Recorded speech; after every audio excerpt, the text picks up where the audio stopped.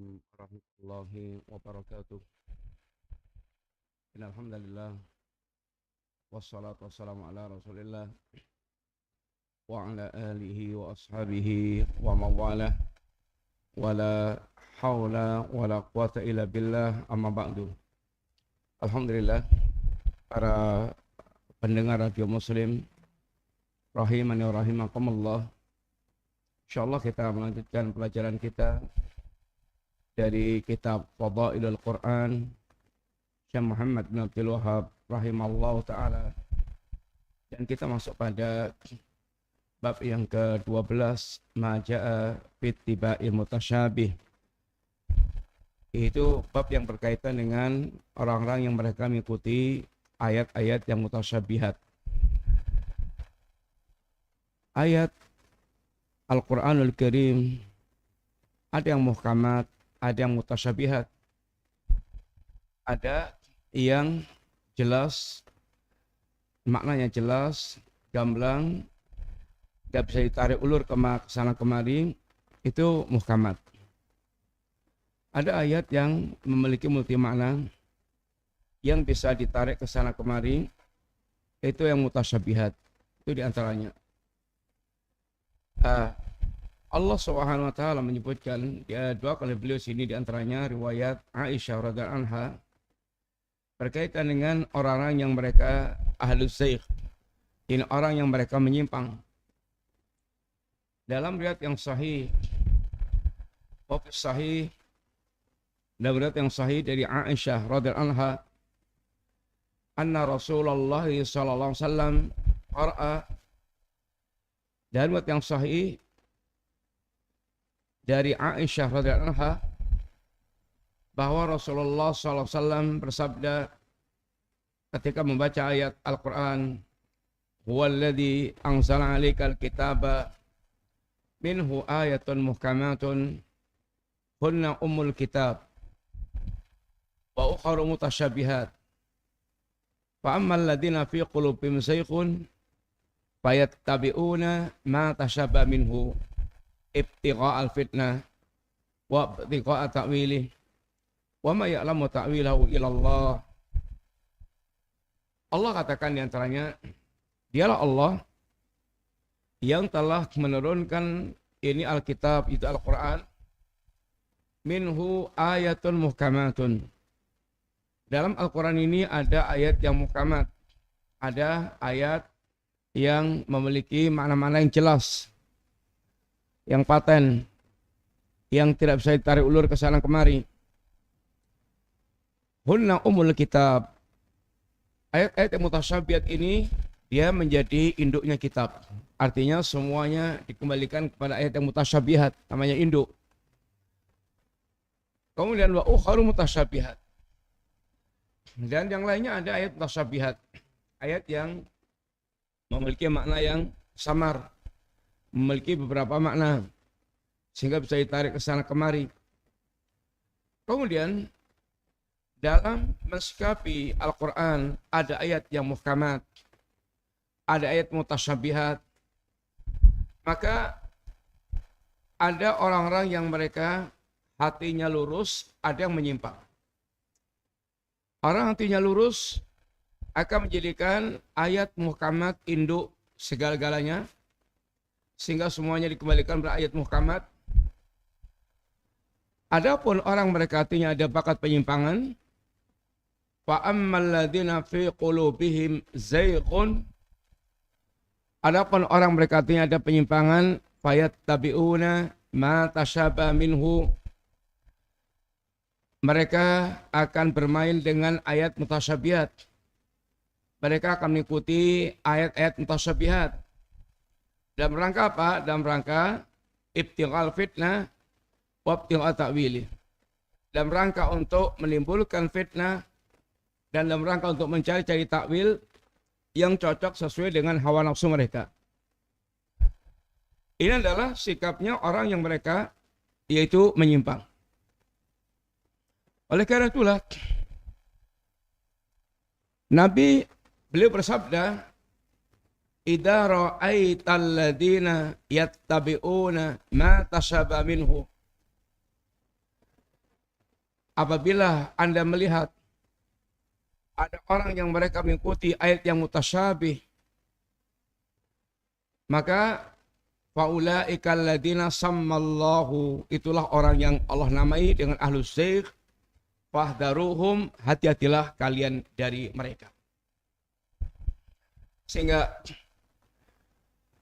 riwayat ini yang beliau akan bawakan ini mengajarkan kepada kita warning adanya orang-orang yang mereka hatinya ada kecondongan untuk menyimpang, ahlus zayg, yang mereka itu hanya akan mengikuti atau banyak mengikuti ayat-ayat mutasyabihat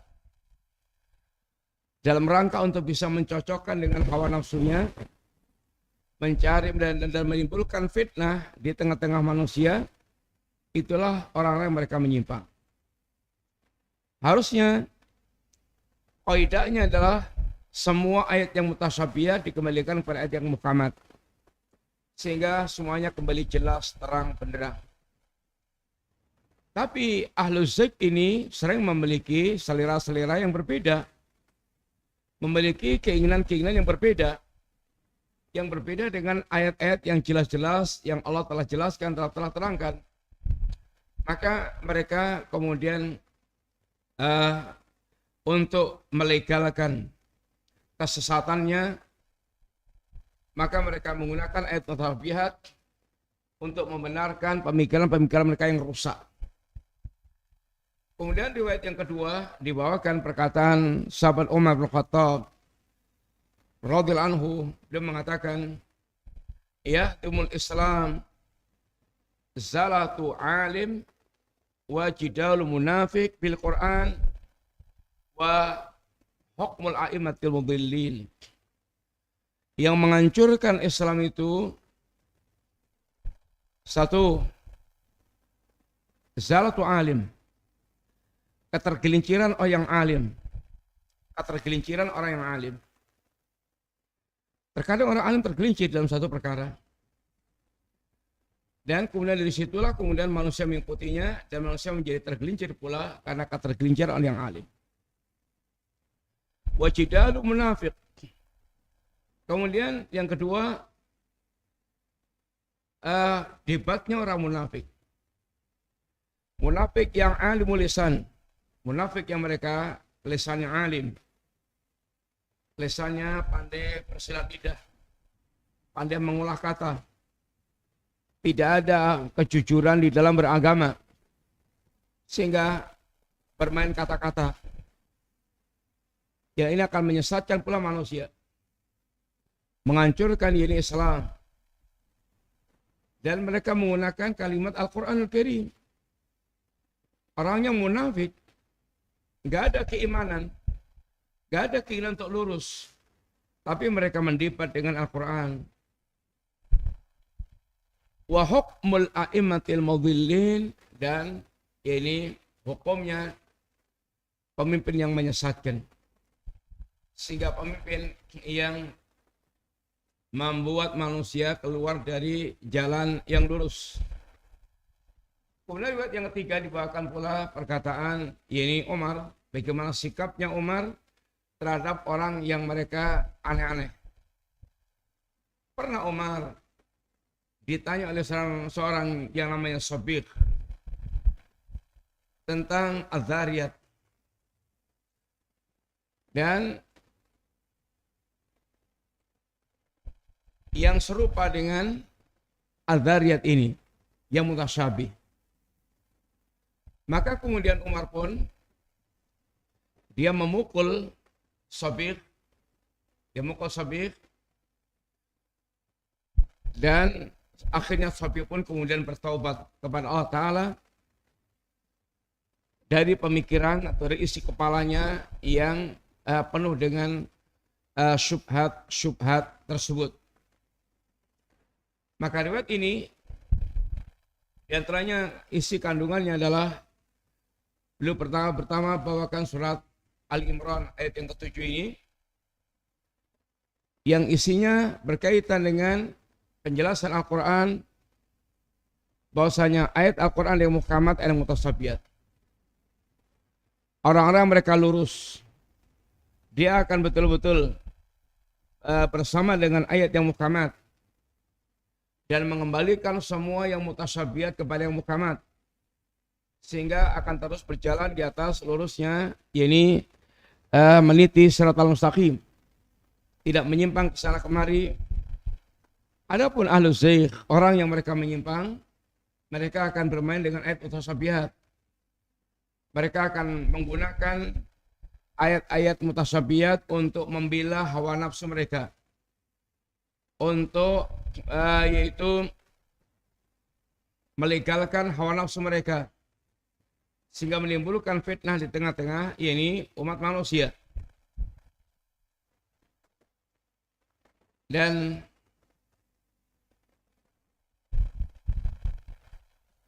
begitulah diantara cara berdalilnya orang-orang mereka menyimpang.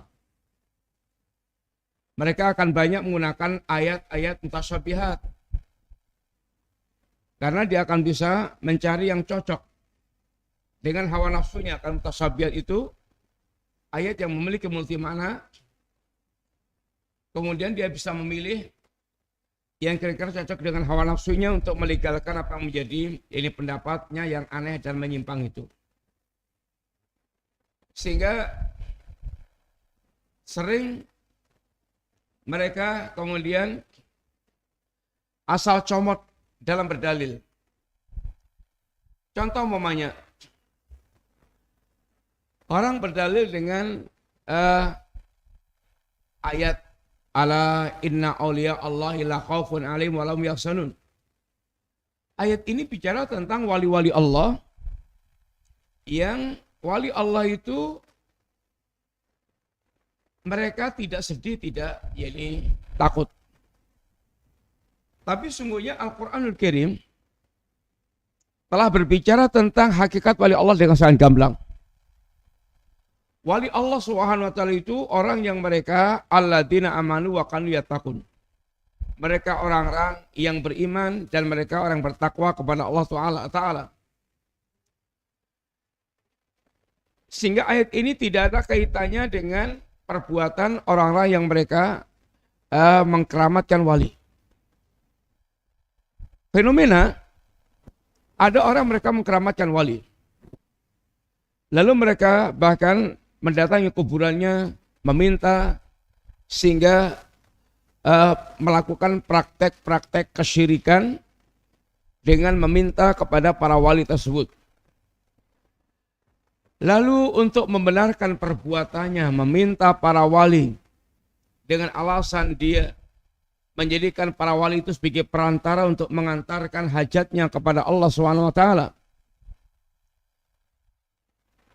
Maka ini namanya syubhat. Yang paten itu, pertama, wali Allah Ta'ala adalah orang mereka beriman dan bertakwa kepada Allah Ta'ala.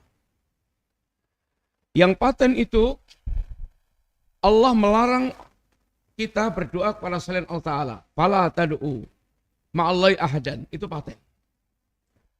Dan yang paten itu pula keyakinan orang-orang musyrikin, mereka memiliki keyakinan tentang rububiyah Allah Ta'ala. Kalau ditanya siapa yang menciptakan langit, siapa yang menciptakan bumi, adalah Allah Ta'ala.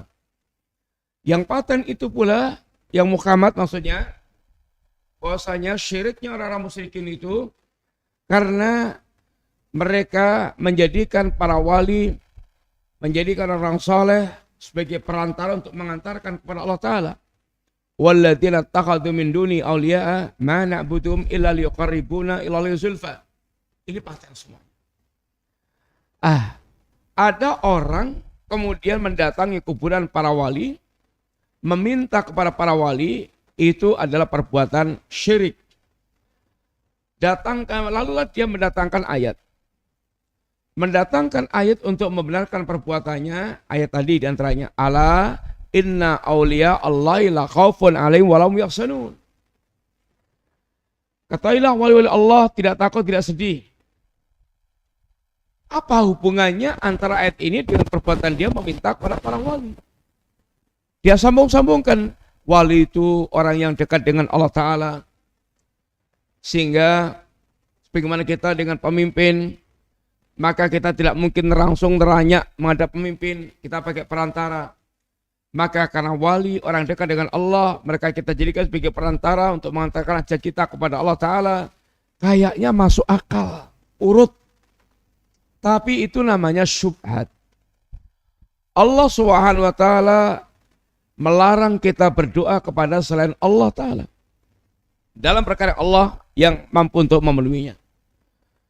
Mereka, para wali, selain wali, mereka sudah meninggal di alam yang tersendiri. Dan seandainya ada contoh yang membenarkan, para sahabat pasti akan berbondong-bondong untuk menjadikan Nabi sebagai perantara, meminta, mengajukan permintaan kepada Allah Ta'ala. Tapi enggak ada. Riwayat para sahabat menjadikan Nabi sebagai perantara enggak ada. Maka ini namanya syubhat. Contoh lagi. Orang yang mereka menjadikan ayat Allah, wa man lam yahkum bima anzalallah ulaika humul kafirun. Ayat ini ayat yang merangkang barang siapa tidak berhukum dengan kaum Allah maka dia kafir. Ayat ini para sahabat memasukkan pada penjelasan tentang ini kufur duna kufrin. Orang yang mereka melakukan perbuatan kekufuran tapi belum mengeluarkan dari Islam. Perbuatannya perbuatan dosa besar. Kufurnya kufur yang belum mengeluarkan dari Islam. Dan ini berkaitan dengan semua manusia. Siapapun yang mereka tidak berhukum dengan Allah maka dia kufur. Dia melakukan perbuatan kekufuran, yaitu kekufuran kufur asghar, kufur yang belum mengeluarkan dari Islam. Dan itu untuk rakyat, untuk penguasa, untuk semua. Siapapun yang mereka tidak berhukum dengan hukum Allah maka dia kafir. Tapi orang yang dipenuhi dengan kepalanya dengan ini pemikiran politik, diarahkan pada penguasa saja, kemudian mereka kafirkan dengan ayat tersebut. Maka terapan yang bodoh tentang ayat ini sudah terjadi di zaman Ali bin Abi Thalib. Yang dilakukan oleh orang Khawarij, yang mereka mengkafirkan Ali bin Abi Thalib. Bahkan padahal Ali bin Abi Thalib notabene-nya adalah anak yang pertama kali masuk Islam, laki-laki dari kalangan anak-anak yang pertama kali masuk Islam. Ali bin Abi Thalib adalah orang menantu Nabi, sepupu Nabi. Kemudian Ali bin Abi Thalib khalifah Nabi, bahkan Ahlul Jannah. Tapi Khawarij dengan sangat gampang mengkafirkan Ali bin Abi Thalib dengan alasan-alasan yang mereka cari-carikan, yang semuanya menunjukkan tentang kebodohan orang-orang Khawarij. Kemudian ada lagi namanya, ada satu kelompok mereka membawakan hadis, man mata walil safi unukimai bai'ah mata mitatan jahiliyah. Barang siapa yang dia mati di tengkuknya enggak ada baiat maka dia matinya mati jahiliyah. Hadisnya benar. Dan hadisnya berkaitan dengan orang mereka tidak mau berbaiat kepada penguasa. Mereka memberontak dengan penguasa. Kalau dia matinya mati jahiliyah, mati jahiliyah bukan mati kafir tapi mati menyelisih ajaran Islam. Menyelisih ajaran Islam. Dosa besar. Tapi hadis itu dipakai untuk membenarkan perbuatan bid'ah mereka yang punya kegiatan baiat kepada amirnya. Barang siapa yang tidak berbaiat kepada amirnya, maka dia matinya mati jahiliyah, mati kafir. Sehingga dia kafirkan orang tidak berbaiat kepada amirnya. Maka ini namanya syubhat. Itu membawakan dalil untuk membenarkan hawa nafsu, yaitu mereka. Kemudian contoh lagi umpamanya perkataan para ulama, malam yukafiril kafir bahwa kafir. Barang siapa yang tidak mengkafirkan orang kafir maka dia kafir. Ini adalah pembahasan tentang nawaqidul Islam. Kemudian perkataan ini dibawakan oleh orang-orang yang mereka punya semangat mengkafirkan. Yaitu barang siapa tidak mengkafirkan, ya ini yang kami kafirkan maka dia kafir. Sehingga akhirnya merembet kepada kemana-mana. Jadilah kemudian amal-amal yang aneh-aneh penuh dengan bid'ah sehingga betul-betul akan merusak Islam. Kemudian Umar bin Khattab mengingatkan kepada kita, orang-orang mereka akan menghancurkan agama ini 3. Zalatu alim, ketergelinciran yang alim.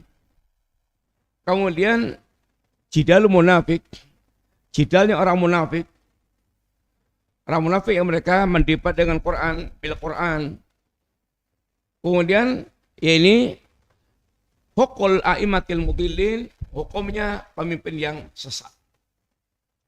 Ini adalah penghancur Islam.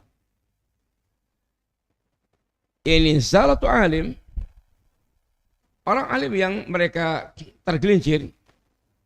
Kadang-kadang ada orang alim memiliki pendapat yang aneh, yang syad, yang menyelisih yakni para ulama, yang pendapatnya pendapat yang keliru. Maka ada orang yang mereka itu sukanya mengumpulkan pendapat-pendapat ulama yang seperti ini. Pendapat-pendapat anehnya para ulama. Masalah musik mengambil Ibnu Hazm, masalah ini mengambil ulama yang ini. Sehingga hal-hal yang haram itu menjadi halal-halal semuanya. Maka orang yang mereka mengambil setiap ketergelinciran ulama, maka telah berkumpul pada diri orang itu semua keburukan, semua kejelekan. Para ulama ingatkan tentang seperti itu. Sehingga jangan menjadi orang mereka mengumpulkan segala keterginjalan para ulama. Sehingga mengumpulkan pendapat-pendapat yang aneh karena tergelincirnya ya seorang ulama. Dan ini mengancam rusaknya agama, ini mereka. Kebiasaan memungut pendapat-pendapat ulama yang ganjil, yang aneh. Ini adalah penyebab kehancuran yakni agama. Munafik yang ilmu lisan, jidal munafik bil Quran, jidalnya orang munafik dengan Al-Quranul Karim. Nabi sangat mengkhawatirkan munculnya orang seperti ini. Inna akhwafa ma akhafu ala ummati, di antara yang paling aku takutkan menimpa umatku adalah kullu munafikin alim lisan. Yani setiap orang munafik yang mereka ini lisannya alim, lisannya fasih, lisannya pandai mengungkapkan Al-Quranul Karim, tapi dia munafik, nggak ada kejujuran dalam beragama. Dia ini suka bermain kata-kata. Orang seperti ini penghancur Islam. Yang akan menghancurkan yaitu ini Islam. Orang-orang yang hatinya betul-betul condong pada kesesatan. Kemudian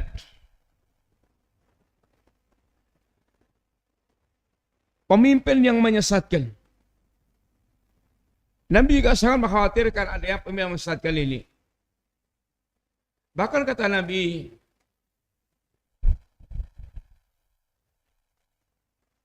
di antara perkara yang Nabi sangat khawatirkan setelah Dajjal adalah imatul mudillin.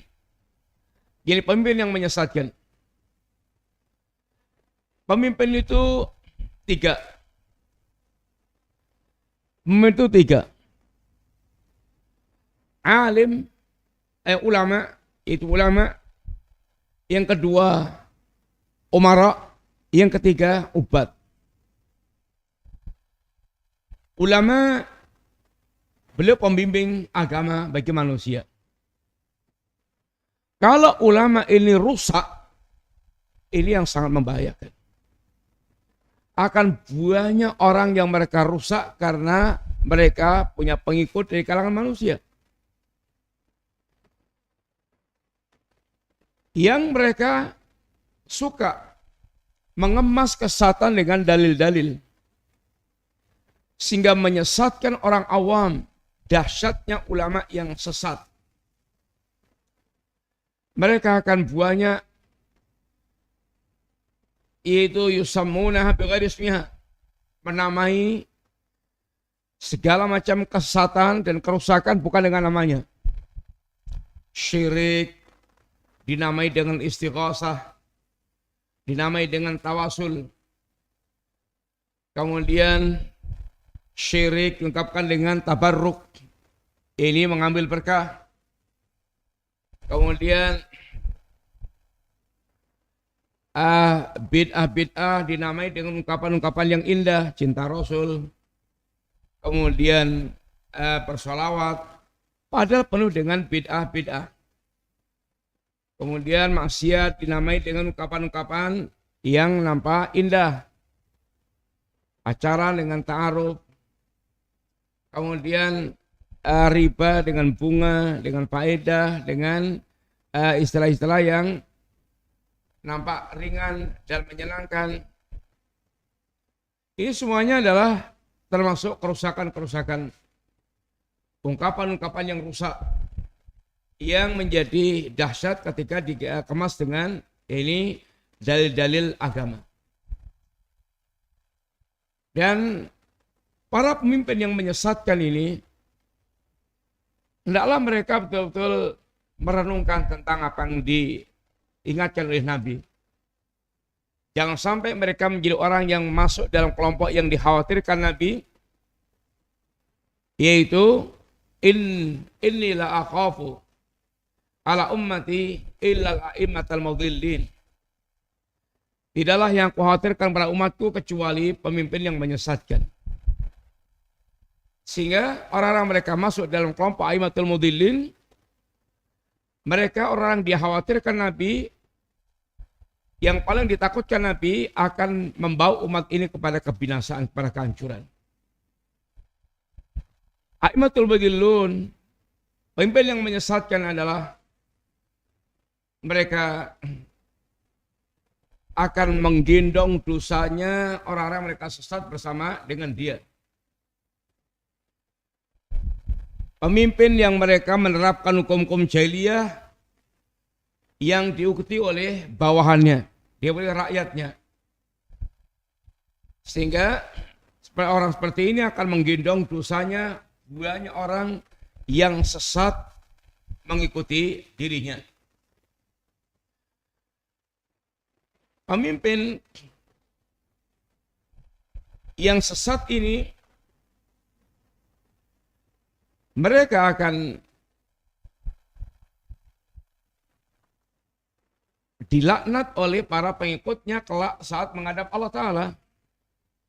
Dan akan dibalas dengan lipatan-lipatan, ini dosa, lipatan azab. Yauma taqallabu wujuhum finnar. Yaquluna ya laitana ata'na Allah ata'na Rasul. Hari ketika wajah mereka dibolak-balikkan di neraka, maka ahlun nar ini mengatakan, aduh seandainya kami dulu mentaati Allah dan mentaati Rasul. Wa qalu Rabbana inna ata'na sadatana wa kubara'ana fa'adhaluna sabila. Mereka mengatakan, ya Rabb, kami telah mentaati para pembesar kami, para tuan-tuan kami, para pembesar kami, ulama kami, pemimpin kami. Dan mereka ternyata menyesatkan kami dari jalanmu yang lurus. Rabbana atim dhifaini minal adab wal anhum la'nan kabira.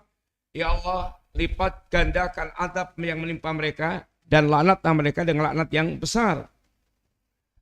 Pemimpin yang menyesatkan, mereka akan menjadi pembuka-pembuka pintu kesesatan untuk manusia yang lainnya. Sehingga menjadi pelopor-pelopor kesesatan, sehingga membuat manusia berbondong-bondong masuk dalam kesesatan, dan tentu ini langkah sangat besarnya dosa yang mereka rintis. Maka berhati-hatilah dengan orang-orang mereka artinya ada penyimpangan, bermain dengan mutasyabihat, mereka menjadi pemimpin yang menyesatkan. Maka pilih selektif betul majelis-majelis ilmu yang Anda akan ikuti ilmunya. Pilih betul guru-guru yang mengajarkan agama, jangan sampai ini mengikuti orang-orang sesat dan menyesatkan. Orang mereka suka bermain dengan mutasyabihat.